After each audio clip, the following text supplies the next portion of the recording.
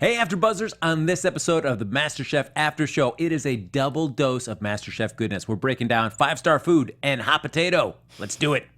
You're tuning into the destination for TV superfan discussion, AfterBuzz TV. And now, let the buzz begin. Look at that. We got the lights, we got the sounds. Check it out. The sweet sounds of MasterChef India playing us in. I wish I knew some, like... I want to watch the show. Yeah. Look at that. That is awesome. I mean, I love MasterChef, but man, MasterChef India, that is a theme song. I'm not going to lie, right that kind of just made my night. Yes. Welcome everybody to the MasterChef After Show here on AfterBuzz TV. That was the MasterChef India song that you were hearing playing right there. That, and man, I just want to go to India and watch this show. Yes. That is amazing. Man. We're going to be breaking down, as I said, 2 episodes this week because it is a double dose of goodness. They've been off for the past 2 weeks because of the Olympics. Now they're back, bigger than ever. I believe this week and next week are 2-hour episodes. So. Oh, and next week. Okay. Yes, we got to catch up. Get your DVRs. That's right. I'm one of your hosts, Frank Moran. You can follow me on Twitter at HappyGoJackie. And the reason that we all come here every single week, I was even here even when we were off on for the Olympics, just because I was hoping that Maria Provenzano would show up as well. Okay, he's lying. But no, I am Maria Provenzano. You can find me on Twitter at Maria Provenzano, and all my information will be there. And as always, Maria is kind enough to more often than not bring us some delicious treats, whether it be baked goods, some food, things like that. This week, Maria, what did you regale us Okay, so they think I'm being kind, but they're really my guinea pigs because I am in the cookbook writing process, so I need feedback. This one was... I don't know if it was a fail. I don't really know. It's kind of a hit or miss. I don't know. But they're biscotti, and they're pumpkin biscotti. And I kid you not, so I want to know from people in the chat if you like pumpkin, because I have not met so many people in one room that didn't like pumpkin. I was just like, how? I thought everybody liked pumpkin. People that say they don't like pumpkin are people I don't want to be around. I just am amazed. No. Yeah, Daryl, who he's in charge of Black Hollywood Live, he's like, I don't like pumpkin. I'm like, but I like lemon. I'm like, okay, I'll make you my lemon poppy seed pound cake.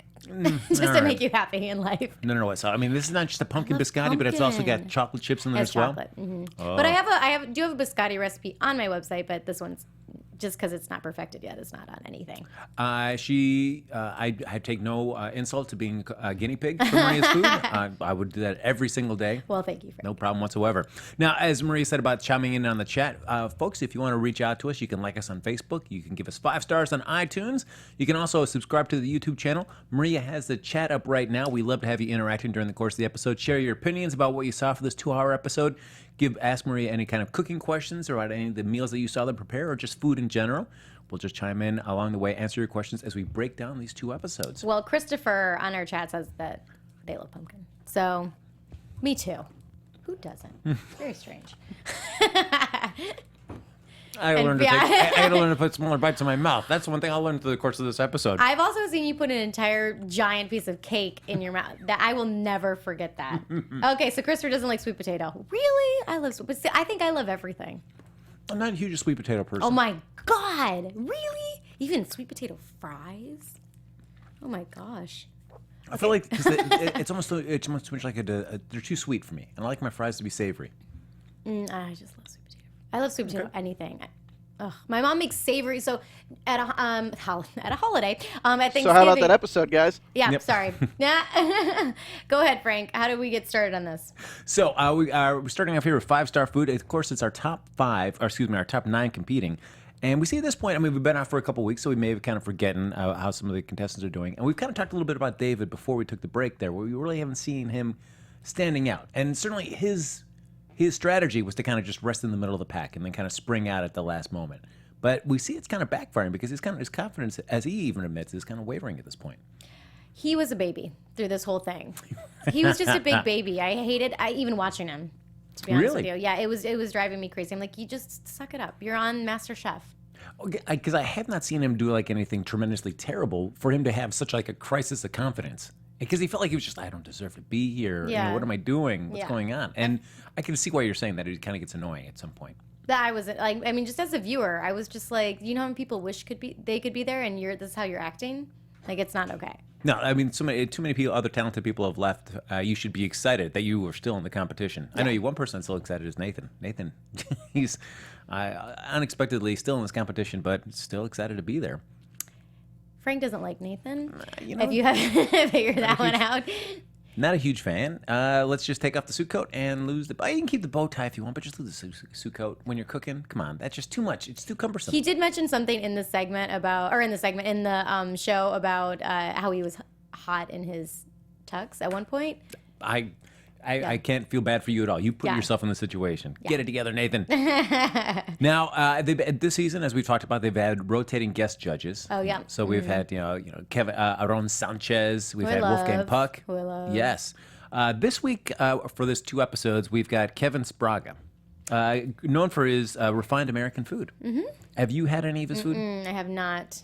No. And I don't know, is he located on the West Coast or East Coast? I do not know about I Kevin actually Sprague. don't know much about him, to be totally honest with you. Like when they had him on, I was kind of like, oh, I don't know who he is.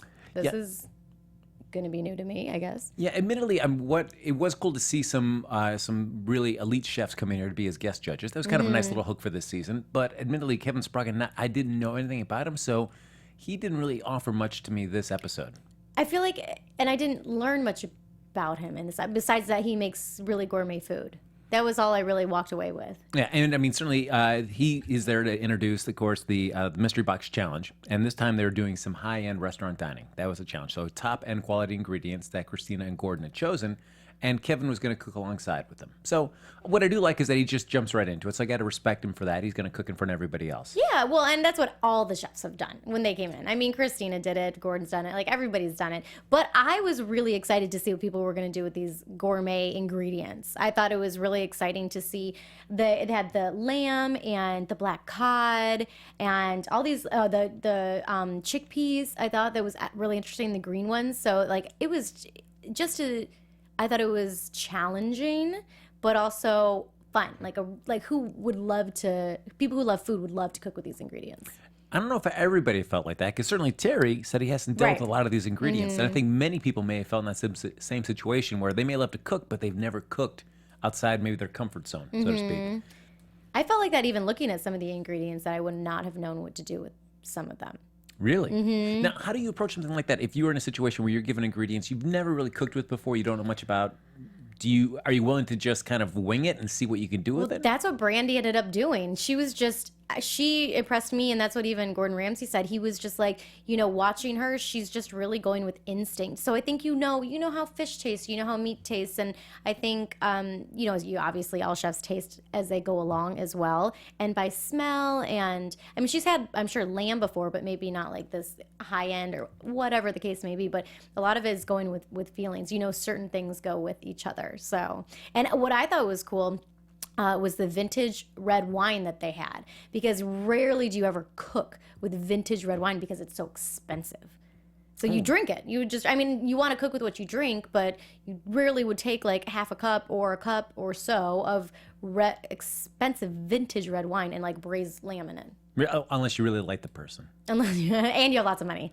Yeah, because I feel like if you're cooking savory dishes, things like that, it's easier maybe to kind of wing it. And if you're baking or doing some kind of desserts, it's not easy to wing it because it's so scientific. Right. Is that correct? Yes.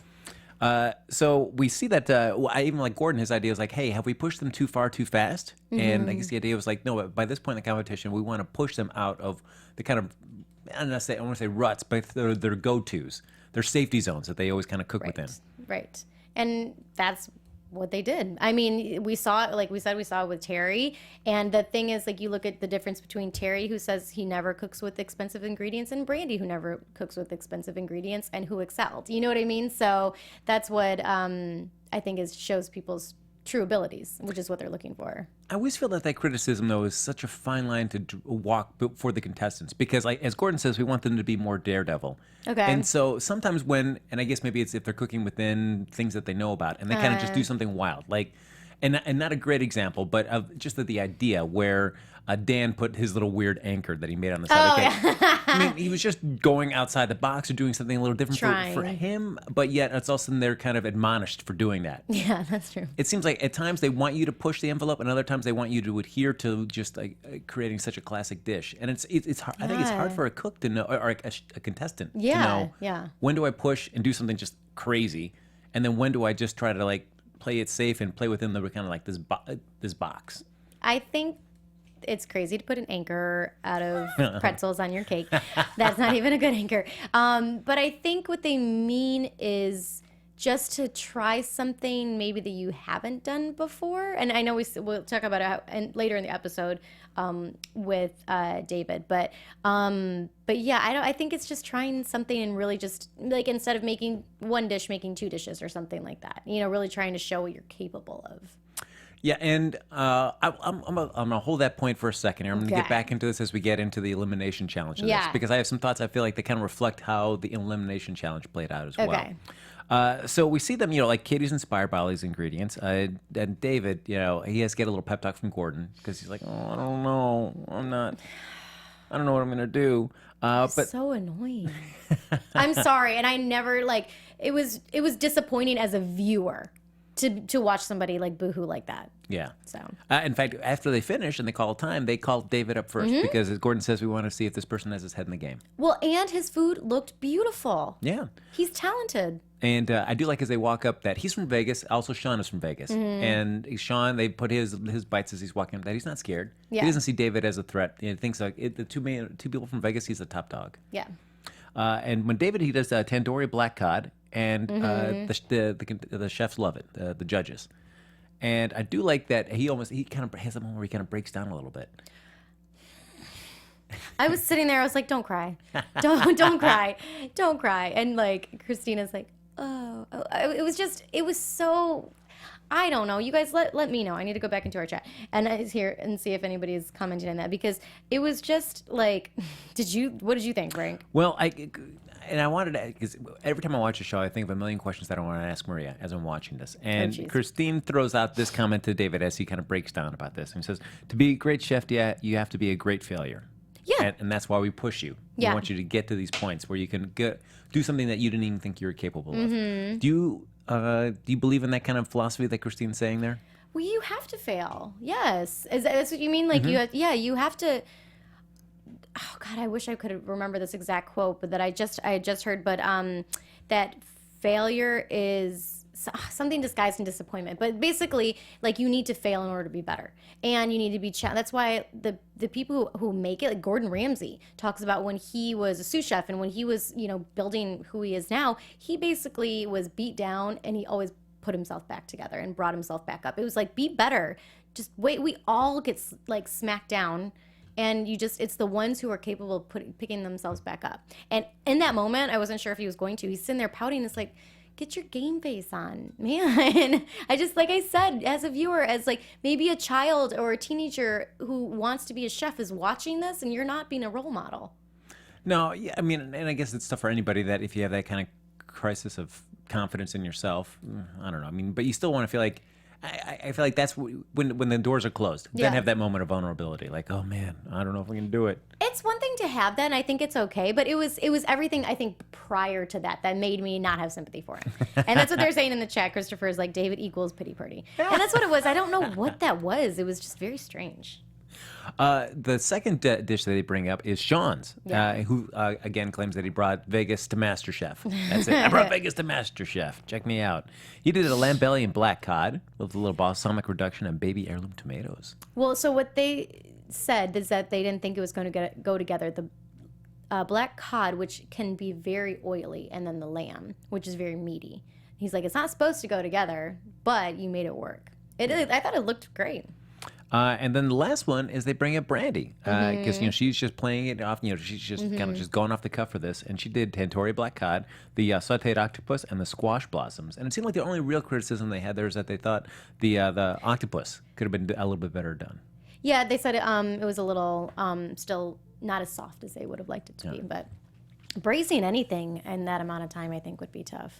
Now, just based on the three dishes that you saw there, and just with the judges' reactions that you did see, who would you think was going to win that? I mean, I think from their reaction, Sean.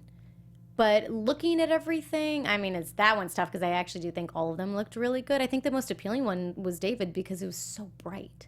And thinking about like that, the little mini arc that he was having during the course of that mystery box challenge, I thought like, all right, he's down in the lowest of lows, and all of a sudden he wins, so he's at the highest highs. But it didn't turn out that way. You're right; they were leaning towards Sean, and that's who wins the mystery box challenge. Mm-hmm. So, and then David was disappointed. Yes. Wah, wah, so sad. And then he sobbed. You hear him sobbing as they're walking to the back. Oh, no. Oh my God, you are a grown person. I don't want to say you're a grown man because men are allowed to cry, but come on. Get it together, David.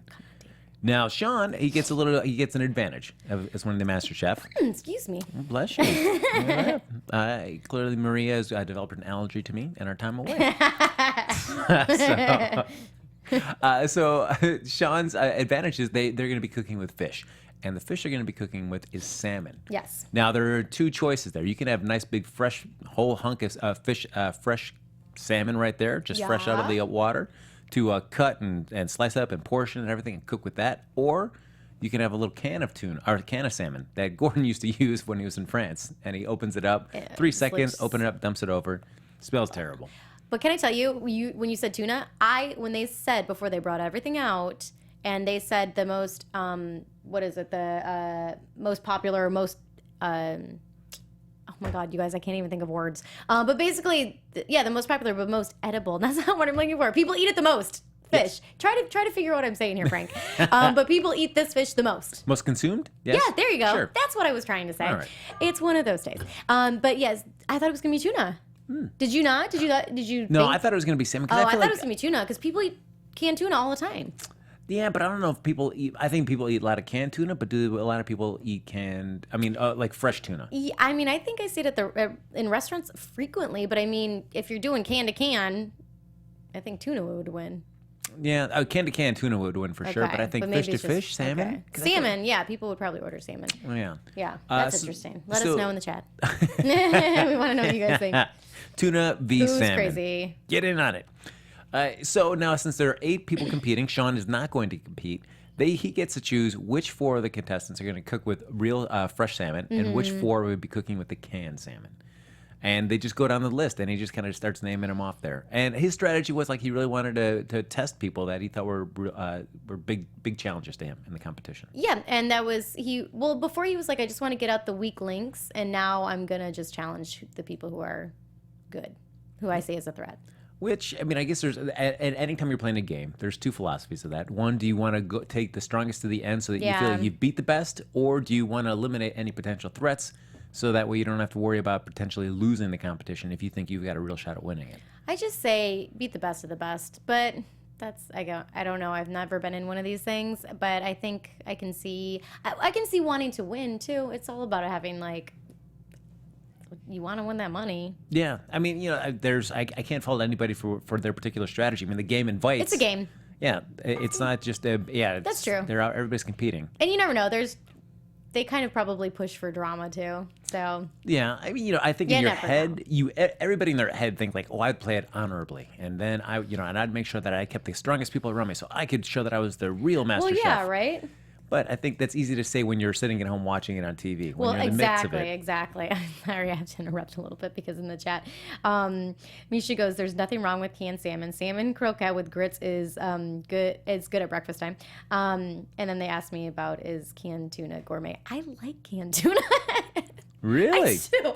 But I mean, like they make actually really good quality canned tuna. I don't like the stuff that like falls apart when you open it. It's like actually looks like a tuna fillet or whatever. I like canned tuna. But when you just open it up and just eat it right there? No, I mix it. I like put a lot of stuff. I actually have a recipe on my website. But looky there. But I add like lots of lemon. I add actually grainy mustard. I love. I take cornichons, which are the small pickles, and like chop them up really small, and that has that like briny taste. Ooh, that sounds delicious. Anyways, but yeah. So no, I have not had canned salmon though.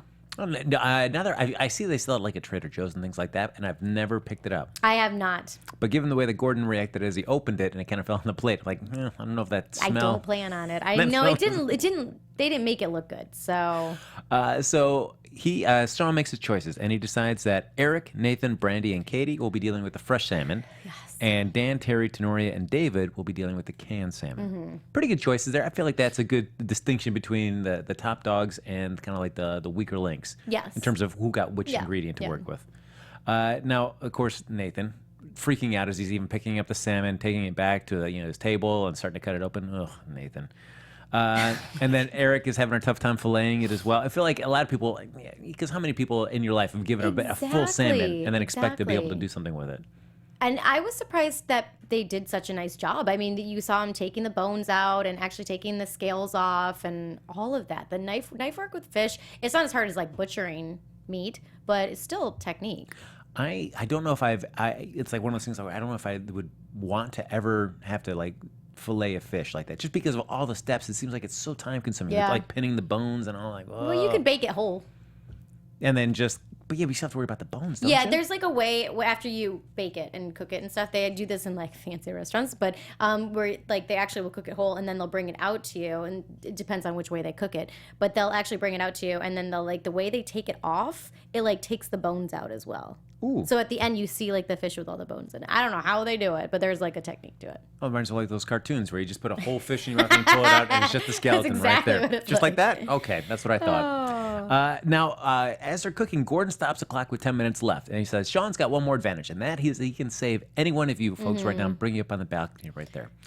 Were you surprised by who Sean picked?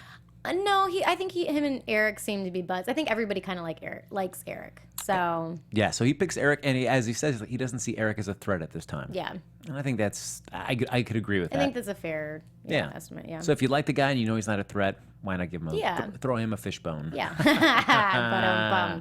Wow. That's right. So we see when they get out there is Tenoria made salmon 2 ways. So like, oh, okay, that was great. And it did not go over very well. No. I felt bad for that. I mean, she had the canned tuna. I admit with a canned tuna, I don't know if the criticism on them is like didn't elevate it enough. Like, how much can you do with it? A lot of people fried it, which I feel like they thought is. And I would try to like boggle my mind because I don't know. And people in the chat, if you use canned tuna, maybe the fact that it was canned made it harder to be something good to do something good with. It's tough because I only know how to cook, or I only know canned tuna, and you can eat that just out of the can, whatever. I don't know if you can do that with canned salmon because when we get to Terry, obviously, they said you're not supposed to bake it. So I'm like, what do you do with it? Yeah. Like, was frying the only option? I guess, yeah. I would have thought, like, why couldn't you bake it? Like, if you make a casserole, you bake a casserole, right? And so if you used it, because like a tuna casserole, you would bake a tuna casserole, right? Yeah, that's true. I mean, is it just because of the oil content or Why something didn't they like do that? a salmon casserole? Frank, you should have been on the show. Oh my gosh, I'd be sitting under that balcony right I now. feel like that's what Terry. Oh, so Tenoria, yes, they said it was like the ugliest plate he had seen from her. Yes. I kind of felt bad for her. Yeah, she did not do well. I mean, it was because I felt like a lot of them went the salmon croquette, the croquette route seemed to be the preferred choice on everybody who had to deal with the canned stuff. Mm-hmm. And surprisingly, everybody that had the fresh fish, they did fine. Everything was. Because, look, basics of the ingredients. Just what is a good ingredient? Fresh salmon is going to be better than canned salmon. And how do you, basically with canned salmon, all you're trying to do is mask the flavor of the canned salmon. Misha, you can tell us how you make your your canned salmon really good. But yeah, so that's what I'm kind of, I don't know. I mean, bare basics of cooking is letting the ingredients shine. Yeah. And I don't know. It's tough because all the fresh fish do well, and then when it gets down, our 2 people that used the canned tuna, it was Tenoria who kind of bombed out, but then also Terry. He did salmon cakes and a baked salmon crostini. Basically, Gordon said it was dreadful. You don't put time with salmon, and you don't bake it. Yeah. And this is the thing that irritated me. And going back to what we've talked about before, Gordon's comment, it says it's almost like you've gone backwards with this dish. It's like, can't you just have a bad night? Yeah, that's It true. doesn't He mean- hasn't had anything bad, has he? Has he been in the bottom yet? No. And so, I mean, it's like, it's a game, it's a competition, and I guess they can only really judge on the dish that's in front of them, which I think is so tough. Because, as we're saying, like, as Christine says, like, you have to be a great chef, you have to be a great failure. Yeah. So, I mean, to knock Terry out on a dish that's this terrible, and it's one bad dish, who says that he doesn't come back stronger than ever, fueled with just like a purpose and with just get one failure, even though Katie's been in the bottom how many times? Yes. And she's come back and back again without anything that remarkable to still be put back in the bottom all the time. It was a little frustrating because it gets down to Terry and Tenoria. I know. Well, the two people who should be in the top. Yeah, and I mean, I think we've both been thinking that Terry had a chance to really go the distance in this competition. And it's a shame to see it because at this point, you know you're losing a really strong contender. I still want to eat the pie he made. Oh, yes. Like, that pie was amazing. And it's like, that's a frustration to this because you know it's a game, there are rules, you can't manipulate the competition, otherwise it just loses its integrity. So you can't say like, well, this week we've got a judge's save. All of a sudden they whip out at the last second because you know they're two strong cooks. Right. So, I mean, sadly the way the game is structured, you are forced to, even if you really love these chefs and think they're incredibly talented and they just had an off night, you've got to cut one. Well, it was just like Andrea. Yes. She made the best dish that night for this sausage, and she had to leave because she didn't make it there in time, and those are the rules. So it's like if we bend for her, it's just showing, you know, this is a competition. Yeah, it would lose all its integrity because you're basically telling everybody else, like, we think these two are going to win or have the potential winning. The rest of you guys really don't. So we're going to save these guys and wait till you guys fall away. Got it. So between Terry and Tenoria, based on what you saw, were you surprised that Terry went home? Not based on the dishes. Just if you bare bones the dishes, and I think secretly they maybe see more in her because she has one more and has kind of like since the beginning been doing well. Based on the dishes, yeah, I think between the two, Terry should probably have gone. That baked crostini dip thing that he made looked terrible, but I legitimately was sad. It was. It's a shame, and at least in seasons past, there have been moments, usually when it gets down to the top 10, that as chefs get eliminated, that have certainly shown potential, have really impressed the judges. Occasionally, they will offer some sort of consolation, some kind of token gesture of appreciation for them. Like, hey, we think you're really talented. We just need a little bit more seasoning. Come work at one of my restaurants. Call me up anytime you've got a job. So far, we haven't seen any of that this season. No, not at all. And for like Andrea, I thought for sure we'd see something like that, and we didn't. And then especially with Terry. I mean, they have done that in the past. They have done that in the past, where they've raved so much about his food too that I thought, like, man, you're just gonna let him walk out the door and that's it. You're not gonna be like, hey, give us a call or anything. So I was kind of bummed about that. So that leaves us with our top 8, and it only gets hotter from there. Oh my god! Woo, we can turn up the heat, guys. You're welcome. We'll get into it. Oh, we'll get into it. Oh yes, all right. Because our second hour is called Hot Potato, and this is basically just a skills test, and it was kind of cool. I loved it. Yeah. By the way, this was a series of 3 skills challenges, and so with 8 chefs competing, the first skills test, whoever had the best 4 dishes, we're gonna move on and be safe.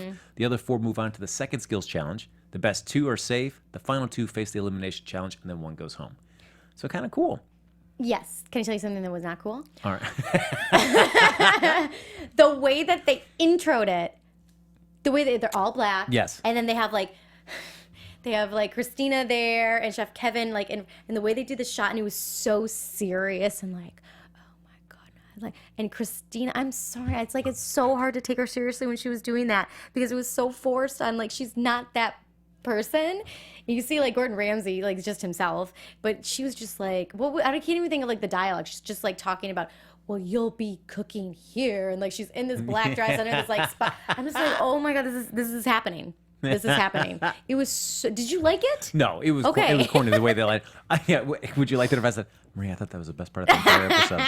It's your opinion. It's valid. Your opinion is valid. They really hammed it up for this.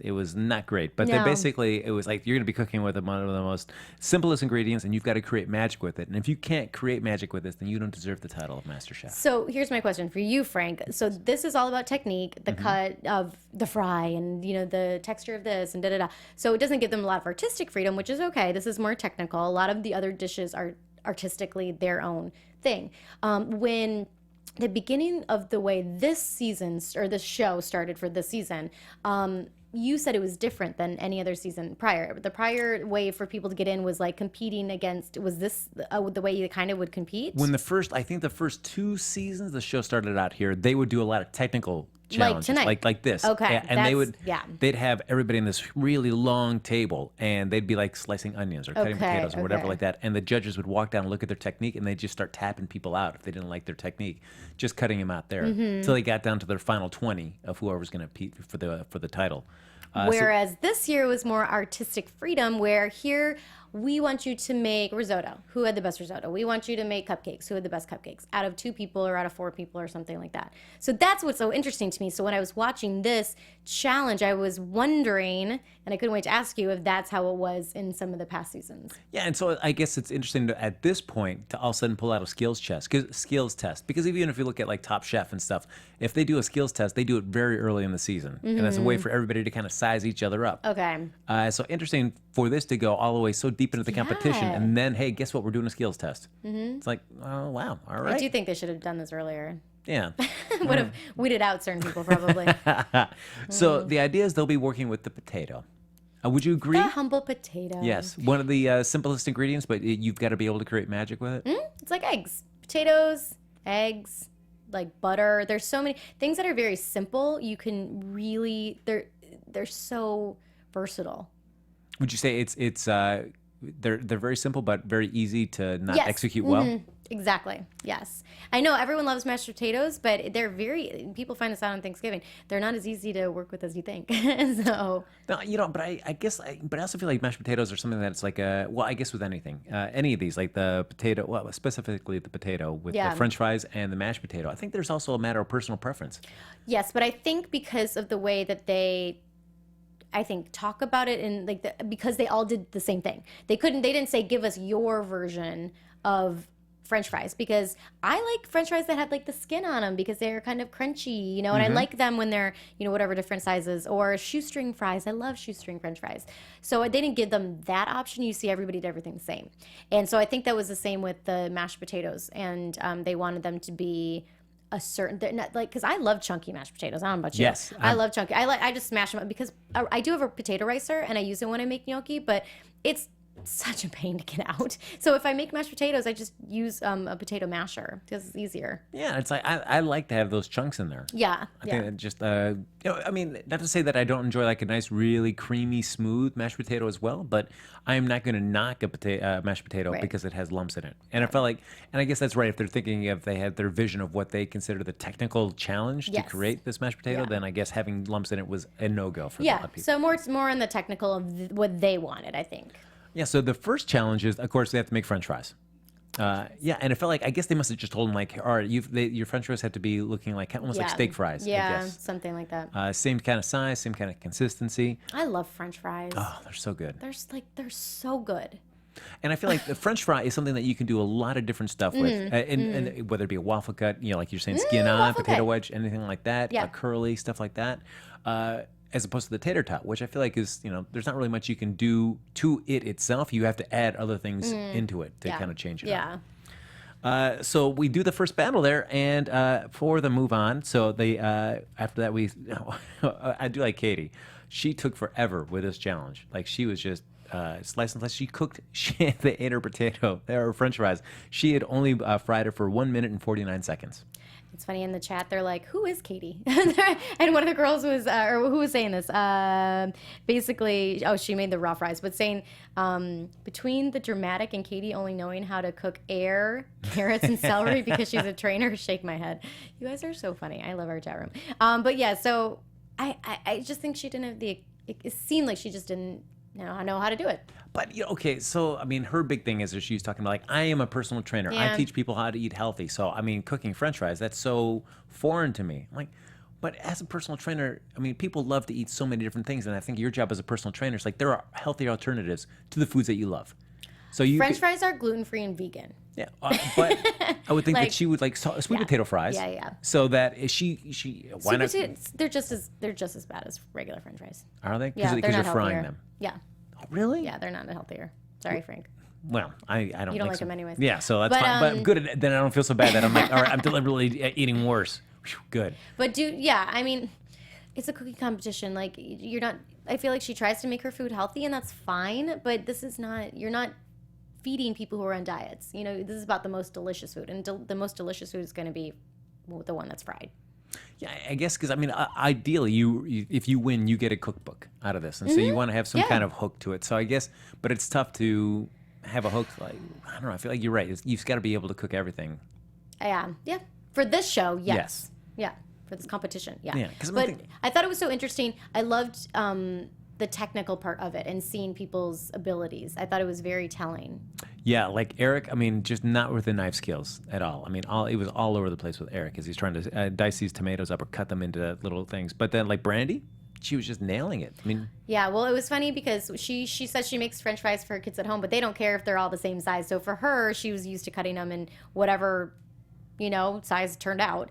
And I mean, that's how I feel like a lot of home cooks are. I know when I usually bake fries, so I usually don't fry them. But I just cut them and put them in, and they're not all perfect, but they're close. So that's what I think her mindset was. But she just really stepped up and to show the technical part of it.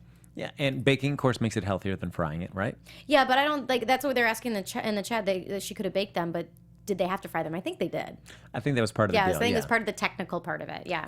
Because even as they were making them, they were saying, they were hoping that all the chefs would double fry them Yeah. to get them really nice and crispy on the Yeah. outside and still kind of soft on the inside.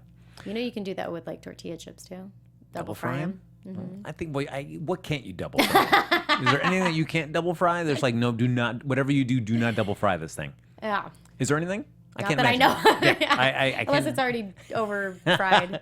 You could take something double fried again, it's fine. Whatever. Yeah, let's just do it. Let's just coat that thing up.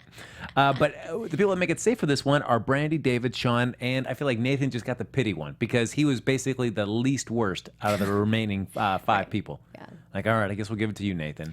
He keeps like sliding by. Yeah, and because I feel like even when Kevin was at fries, like, do you think this is good enough to get you on there? I feel like everybody was gonna say that's a comment you say like when you haven't tasted everybody else is there, and you're like, I don't know, this will give him maybe a chance, and then everybody else kind of really dropped the ball. So all right, Nathan, I guess you go up. Great. The second skill test, as we mentioned, was mashed potatoes. Yeah. And it was interesting to see people's approaches for that. Not a lot of good work on them making those mashed potatoes. I was surprised actually. I thought Tenoria was gonna have really good mashed potatoes. Yeah, and I felt like it seemed like even Dan, because Dan usually can pull out some good stuff for that. But Eric, I like they went with his first, and he used a quarter cup of cream, and then he says, like, I think that's Gordon makes it taste it. And he goes, yeah, I think that's a really good thing, mashed potatoes. I think he like really thought that they were good. Oh, and then Gordon He says, seemed to. I don't think he's Yeah. that kind of guy. no, I don't think he was trying to BS Gordon. I don't. But then Gordon says, hey, I respect you because you're a guy's guy, but don't feed me this BS. Yeah. I was kind of disappointed in that entire situation because based on Eric's expression, I kind of thought he thought they were good. Yeah, I did not think it was, and that's tough because for something, I guess that's such a rough thing. Like you genuinely think something's delicious, and then Yeah. you've got some elite chef telling you, Yeah. whoa, there, nope. But if they would have put it through a ricer, how did they have chunks in it? Have you ever seen or used a ricer? No, I have not. I mean, I guess the only way is if the potatoes are really undercooked. But like you put it through and these the holes are so small. It's almost like a strainer, like when you strain pasta. Like they're really small and you push it through and it breaks it down so that it's really, there's no big chunks. I don't know how these people had chunks if they used a ricer. Yeah, clearly they did not. Yeah, I don't know. I guess I don't know how they did that, but they did not. They did something wrong. But I'd be Oh, interested. sorry. They're saying in the chat, damn, Frank, can't Nathan have a little love? No love for me. No. Until you lose that jacket, Nathan, then a little love can come into your life from me. Because Eric says mashed potatoes. that's yes. right. Eric says that he'd give himself a 7 out of 10, which is all right. I mean, it's fine. It's a nice above average score. Gordon's like, didn't- no, he's like, you're being generous with yourself. Come on now. Turnips were delicious. Katie's, again, gritty. Katie's just, Well, that means she didn't cook them long enough. And No. I think, didn't they say there wasn't enough salt? Yeah. Yeah, I think she undersalts a lot too. yeah, which I guess, like afraid of salt as a personal trainer. You don't want a lot of sodium in Right. your diet. Salt's so good, though. Especially with potatoes. Yeah, and then I remember watching, was it episode of Chomp where Jeffrey Zakarian was down there, and he's like, Yeah. And he made a comment about salt, and he says, the salt is the engine that drives the flavor. It really is. But you can't put salt at the end and just expect it to be good. You have to salt your way through. Yeah, and that comment from him is always stuck in my head. So I'm Like all right. when you make pasta, do you make pasta often? Not enough, but you want to put salt in the water at the beginning, right? And you want it to be salty like the sea. Ah. Salty like the sea. That's how salty you want it to be. So yeah, I think because she's trying to hold back on the salt. I think it's just she can't get past that health, which is okay, but she just can't get past it. So I think I'm not even putting in enough salt in my water. Do you taste your water before you put the pasta in? I don't, because usually, don't you boil it while you're doing it? Yeah, but I mean, you take a spoon out, let it cool, and then. Oh, I got to do that because it should be salty enough where you're like, ooh. No, salty like, well, yeah, I guess if you think the sea. Yeah, salty like the sea. Wait, because you're not drinking seawater. Well, no. You're getting yourself a swig of seawater. Delicious. I know, but it just, when you're working with potatoes like they were, potatoes are very bland and they need a lot of salt. And the water needs to be salted. Oh, I like the idea that I've not salted my water enough. I'm excited. I want to cook more pasta so I can salt water more. Oh my God. And so they get down to it there, and it's stay for Tenoria and Dan. Dan's, they said, again, some lumps and a little bit of chive in there, but overall it was enough to get him a pass. Okay. So it comes down to Eric and Katie, and the final challenge is gnocchi. Gnocchi. Hard to make? I've never made it myself. Yes, it's a fine line. Basically, it's potatoes. I mean, a lot of times ricotta or some kind of a cheese, flour. So if you add, there's really no way to measure, like have an exact measurement. Like when I know we always go back to baking and you always need certain amounts of this or this, but as you go to the biscotti. But with gnocchi, it's kind of how much water's in the potatoes, is how much flour you add. Do you add the cheese? Do you not add the cheese? Do you add an egg? Like how much? There's different approaches to gnocchi. I make a sweet potato gnocchi that you wouldn't like, but I do make it with a brown butter and sage sauce, which is what they did in the show. They did a brown butter and sage is something that goes really well with potatoes. Even if it's not sweet potato, it goes well with regular potatoes. And that's technical too, because it's very easy to burn butter. And the sage we found was really, you don't want to use raw sage because it can be very almost medicinal tasting. But when you cook it, it adds a nice earthy warmth to it. And if you fry it enough in that brown butter, it can be crispy and really, it adds a lot of really great flavor and crunch, which is texture. So gnocchi, it's just that it can get really gooey. And I just recently tried making just Gordon Ramsay's gnocchi. I literally was watching his YouTube thing and doing it, and mine did not turn out. So that's how it can be. Yeah. So I'm like, what did I do? I need to go back and try it. And what part of that whole process, from your doing his interpretation of the video, did you feel like, oh wait, I'm lost? I think it was, I think I just didn't get my texture right. I think mine were too like wet, and I was scared to add too much flour. And then when I went to cook them up in the skillet, they just became gnocchi. They became gnocchi. There's something, I mean, I guess like the process of making any sort of pasta is always cool to watch. Using the pasta machine, if you're rolling it out, that's very cool. But there's something about gnocchi when you get it down and you start cutting the portions out and make them kind of equal little pillows to cook. There's something about that's a really cool process to watch. And when executed, they are so good. I love gnocchi. And as we talk about the execution there, we see that Eric, as he's cooking, he keeps lifting the pan off the stove. Yeah. And just kind of futzing with it. And I feel like, yeah, I can understand why they're getting so irritated with him, because you're taking it away from the heat. The problem is when you take it away from the heat, it's like when you cook chicken. Like if you need to leave it down there and not lift it because you want it to get brown. And if you start lifting it, it's going to be uneven and some's going to stick. And that's kind of how you kind of have to have that same mindset with the gnocchi. It needs to be the same, like even temperature. Leave it there, let it get brown, because you're browning something. And if you keep you know what I mean? So that's why it could get gummy. You're working with flour and something that is like a liquid, basically. And that means glue. Like flour and water equals glue. So if you are working with something like that, it can be really kind of gummy and gross, which is what I created at home. You were lifting your pan off the stove? I don't know what I was doing. Like, it just didn't work. Now, my ignorance question here, since I am not a chef, Maria, that's why we have her here. Besides, she's just lovely and talented. She answers all my food questions. Brown butter. Is it just cooked butter, or what do you add into it? No. It's you can add things into it. I usually add maple syrup because it's really good. But it's literally butter.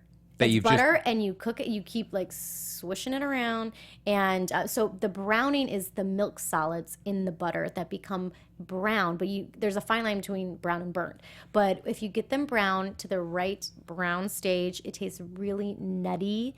And just butter is just wonderful in general. And then you add that little bit of sage, so it adds that earthy herbaceousness. So it's like a balance. You know, you get the really luxurious, rich, and nutty taste of the butter with the sage, and then of course the creamy, sort of pillowy gnocchi. It's a wonderful dish if you execute it correctly. And I've had brown butter pasta before, Okay. but I never knew what That's the what it brown is. and the brown butter was. It's just cooked butter. It's almost like that version, like if you're going to make caramel. So Yeah. with sugar, where you're kind of cooking Yeah, it but until a lot of people turns. add like milk to caramel. But you can do it with just sugar. Yeah. Okay. It was just me trying to like sound like I knew what I was talking about. totally- I failed on my analogy. I blew it. Frank Thanks, was like Maria. this, and I was like, boop. Got a little spank down. Frank, do not talk about No, cooking. you can do that. You can do that. Nope. Mess and nerd. I will be quiet now. So it gets onto the end. They try it. Now, Katie, at the very end, she throws raw sage on, and they can't believe that she's doing it. Like, she's not going to really do that, is she? And she boom, boom, boom, boom, boom, raw sage. And I thought at that moment, she lost. Yeah, I did too. Because I think you have to consider everything that you put on that. She deliberately put that raw sage on there. That was a choice that she made at the end. Yes. Like, I'm going to put this on because I think this is a great compliment to this dish. Yeah. Eric, basically, they liked his. They said it was a good effort. Cooked the sage, lots of brown butter. He made the fried little sage leaves on there. They thought, oh, that was Yeah. great addition. But it could have used a little bit more cooking time, like you said. You know, he kept on lifting it off. It just wasn't browned properly on both sides. And that was where it really, I think, sunk him. He didn't have any really brown on the outside. No, they're Not really, they're a little yeah. bit bigger than they normally would. Yeah. Which is like, all right, you know, if you're gonna knock them just on size, I feel like that's like the lowest thing. I mean, okay, great, it's a little bit bigger than you want. Yeah, but the bigger they are, the harder it is to like get them cooked, consistently throughout or like evenly throughout. And so when it comes down to them debating, they both say, as they said, the judges are making their decision. They said they both made fundamental mistakes, but ultimately, which is the worst one? And I really thought that Katie deliberately putting fresh sage on there would be enough to knock her out. And plus, I think she's been on the bottom more than Eric has. Yes, I agree. I totally agree. I feel like she struggled a lot recently. Right? Yeah, and I feel like Katie, the time that she's done, I feel like Eric has done better, less worse and more better than Katie has done. I feel like she's been on the bottom more, and even when she's been safe, like the dishes, nothing's been that remarkable. Yeah, And I feel like Eric's had a couple standout moments. I think so. And so when it came down to the elimination, though, I mean, at first I thought, all right, Katie is safe, or Katie's gone, and then it turns out Katie's safe. And it's not that I don't like her because I think she has a great spirit. I just don't think she deserves to be there right now. No, I mean, I never thought either her or Eric were going to win it. Yeah. But I thought out of the two of them, I thought, I don't know. I mean, it's tough to say like potential because I don't think we've seen anything. If we haven't seen anything by them at this point, I don't think we're going to see anything different that's going to make our change our opinions. Like they should be MasterChef. Terry should not have gone home. I'm like still mad about that. No, Terry absolutely should still be in the competition. Andrea should be in the competition as well. That you'd want to see those top people in there, and that's a shame that as this is a competition, some of those top dogs have to fall out along the way. Yeah. Well, they're saying in the chat, even remember Katie did that struggle, not fried chicken, or she did fried chicken without flour. Just, oof, man, it's just I don't know why. I wish Eric was still there because I don't think you're not going to see anything from Katie next week that's going to like, yep, Well, good thing we kept her. Is that your prediction? Katie's, I think it's, I guess we'll wrap up. This is it. Your AfterBuzz TV predictions. Yes. So as Eric is eliminated, Gordon says like, well, I didn't think I'd be expecting to ask you this early in the competition, but who do you think's going to win? And he goes out for Brandy. Says like, hey, she's kind of, and even Gordon says earlier in the first episode, like, you're a dark horse that's coming on strong. So I don't even think she's a dark horse. Like I feel like people know. So given that, you have and with Terry gone, are you changing your opinion that it's just Tenoria? Who do you see alongside Tenoria as possible finals two? Oh, I don't know. I think Sean's really become a front runner, and I think maybe because everybody sees that. So I don't know if that's going to be this major, like, something tragic is going to happen where Sean goes home kind of thing, or what it is. But I think I kind of am changing. I think maybe the final, I don't know if we're in the final yet, but the final would be Sean, who's like this Vegas guy, and Brandy, who's like this small town girl. So that would be an interesting challenge between those two. And because he has, all this Vegas experience and she doesn't, and she's basically as good. She creates all these amazing things. So I think it would be interesting. But I think Tenoria's going to be up there. And then bottom, Katie has to go home and Nathan has to go home. Like I don't think they're gonna win. No, I don't think so Yeah. either. And so you wonder, like, I mean, I guess that you have to think about every sort of food cooking show. Is that are you really getting the best chef, or are you getting the best game player? That's true. You know, and so the fact that Terry is out of the competition right now, Tenoria could possibly be knocked out depending on how the cards fall, on whatever ingredients you may have to work with on an elimination challenge. I mean, you could lose all those, and just because somebody had like the shrewd move of challenging you with something outside your comfort zone. And you Right, just have an off day. exactly. Who are you rooting for? I feel like I get a root for Tenoria, but Okay. I mean, I feel like at the end, I think it's going to be Tenoria and Sean. I like the idea of like Okay. Brandy and Sean. I'm rooting for Brandy, I feel like. Just because I feel like she's a small town school teacher. No, you there- know, I love that she's so capable. There's something really I do like the idea of like just cooking by just by Mm-hmm. going outside of cooking by instinct, being outside our comfort zone. I do like that. I just wonder if it's enough to carry her through. I don't know. I think if you looked at everything, I feel like Tenoria and Sean, they have the more consistency to kind of take them further in the competition. But I mean but you don't know who's going to get something thrown at them and can get knocked out. So Who do you think's leaving next? Man, I'd love it to be Nathan. Oh Come my on, Nathan, God, poor you gotta go just so you can Nathan. take out the jacket because I bet it's hot. Oh. It's either Nathan or Katie. I'm leaning. It's gotta be. I mean, I feel like Katie. Go ahead, just knock her out, and then Nathan next, and then they can all start falling like flies. Okay, Jazz in our chat said Brandy and her hair, and Frank's favorite Nathan. Yes. All right, that's gonna do it for this episode of MasterChef After Show on AfterBuzz TV. But as always, you can like us on Facebook, give us those 5 stars on iTunes, follow us on the YouTube chat, as Maria has it up every episode there. You can subscribe to the YouTube channel as well. And if you want to continue the conversation with us, even after the show is over, Maria, where can they find you? You can find me on Twitter at Maria Provenzano, and all my information will be there. And I've been loving the tweets. Thank you guys. Yes, absolutely. And you can follow me on Twitter at HappyGoJackie. We'll see you here next week for another double dose of MasterChef goodness here on the MasterChef After Show. From executive producers Maria Menounos, Kevin Undergaro, Phil Svitek, and the entire AfterBuzz TV staff, we would like to thank you for listening to the AfterBuzz TV network. To watch or listen to other after shows and post comments or questions, be sure to visit AfterBuzzTV.com. I'm Sir Richard Wentworth, and this has been a presentation of AfterBuzz TV. Buzz you later. The views expressed herein are those of the hosts only and do not necessarily reflect the views of AfterBuzz TV or its owners or principals.